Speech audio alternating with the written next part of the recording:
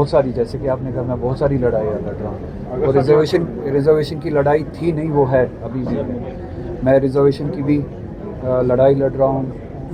سب سے بڑی لڑائی جو ہے ہمارے اسٹیٹ کے کانسٹیٹیوشنل رائٹس کی پروٹیکشنز کی، جو 2019 میں ہم سے چھینا گیا، اور اس کی لڑائی ہے، حقوق کی لڑائی ہے۔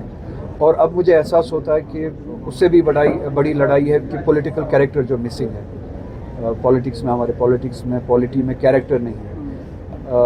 اسی لیے آپ دیکھ پاتے کہ میری پارٹی بھی ایک اصول پہ ووٹ مانگتی ہے اور دوسرے دن اسی اصول کے خلاف ہو جاتی ہے، اور ان میں یہ ہمت بھی آتی ہے کہ جو انسان اگر اس اصول کا پابند ہو تو اس پہ سوال کھڑے کیے جاتے ہیں۔ یہ کیوں ممکن ہے؟ یہ اس لیے ممکن ہے کیونکہ کیریکٹر نہیں ہے، اور وہ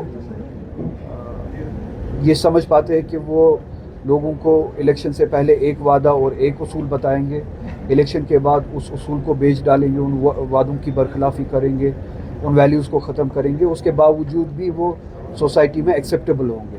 تو یہ ہمت کس نے لائی ہے؟ یہ ہمت اس چیز نے لائی ہے کہ اس طرح کے یہ جو کیریکٹر مسنگ ہے پالیٹکس میں، سیاست میں، یہ جو ویلیوز مسنگ ہے سیاست میں، اسی وجہ سے ان کو پتا ہے کہ ہمیں اکاؤنٹیبل نہیں بنایا جائے گا۔ اصولوں کی کوئی اہمیت نہیں ہے اس سوسائٹی میں، پرنسپلس کی، ویلیوز کی، کمٹمنٹس کی کوئی حیثیت نہیں ہے۔ تو میری ایک اور لڑائی ہے سیاست میں کیریکٹر، اصول، پرنسپلس، ویلیوز لانے کی، اور کیریکٹر سے ان لوگوں کو ریپلیس کرنے کی۔ میری اپنی کوئی ذاتی خواہش نہیں ہے، میں چاہوں گا آپ کے ذریعے، میں نے بارہا یہ کہا، میں چاہوں گا یہ لڑائی جموں کشمیر کے یہ نئی جنریشن لڑے، جن میں کنوکشن ہو، وہ اس سسٹم کو اپنے ہاتھوں میں لے، ان کو اٹھا کے پھینک دے، اس سسٹم سے باہر کر دے، ویلیو لائے، کیریکٹر لائے، پرنسپل لائے۔ جو ان سالوں میں، ان دہائیوں میں ہم نے نقصان اٹھایا ہے، اس نقصان کا ازالہ تبھی ہو سکتا ہے جب آپ جیسے لوگ، کوئی بھی کسی بھی سیکٹر سے ہو سکتا ہے، کوئی جرنلسٹ ہو سکتا ہے، کوئی اسپورٹس مین ہو سکتا ہے، کوئی آرٹسٹ ہو سکتا ہے، کوئی ڈاکٹر، انجینئر، ایجوکیشنسٹ ہو سکتا ہے، جو بھی ہو، آپ جیسے لوگ ذمہ داری اٹھائے، کیریکٹر لائے، کنوکشن لائے، ویلیوز لائے پالیٹکس میں، اور اس چیز کو بدلے۔ تو یہ دو چار لڑائی ہے۔ لاسٹ پہ یہ کہوں گا، میں نے کچھ دن پہلے یا ایک دو دن پہلے ہی ٹویٹ کر کے بتایا تھا اپنے اسٹوڈنٹس کو، کیونکہ انہوں نے مایوسی کا ایک ٹویٹ کیا تھا، میں نے بتایا تھا میں حاضر ہوں، میں پچھلی بار بھی آپ کے لیے نکلا سڑک پہ، آج بھی نکلوں گا۔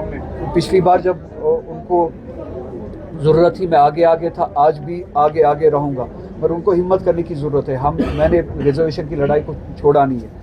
2 بار وہ جس کو کہا جاتا ہے کہ سی ایم کے گھر کے باہر پروٹیسٹ کیا، اس کے بعد جب وہ سب کمیٹی بنی، کیبنٹ سب کمیٹی بنی، اور اس کے ریزلٹس بھی نہیں آئے، اس کے بعد بھی ہم نے ایک بار اور پچھلے سال، اسی سال آئی گیس، پروٹیسٹ کرنے کی کوشش کی، مگر تب اسٹوڈنٹس کو ڈرایا گیا، ان کے گھروں پہ چھاپا مارا گیا، ان کے پیرنٹس کو کڈنیپ کیا گیا، اسٹوڈنٹس کے ہاسٹلس پہ چھاپے مارے گئے۔ اس کے بعد وہ ڈرے۔ اس کے بعد ایک اسی طرح کی پریس کانفرنس اسٹوڈنٹس نے کہا تھا کہ ہم میڈیا کو ایڈریس کریں گے، ان کو ڈرایا گیا۔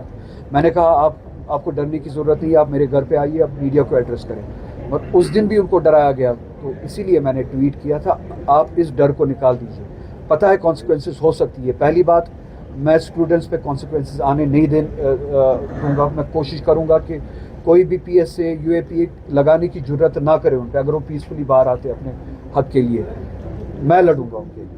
پہلی بات یہ۔ دوسرا، اگر کانسیکوینسز ہوں گی بھی، وہ اکیلے وہ فیس نہیں کریں گے، میں بھی ان کے ساتھ فیس کروں گا۔ مگر ایک دن ہمیں اس ڈر کو نکالنا ہے، اپنی لڑائی کے لیے باہر آنا ہے، peacefully of course, democratically of course, protest ہمارا حق ہے۔ نکلے، وہ جرت کرے، میں ان کے ساتھوں سامنے ہوں گا۔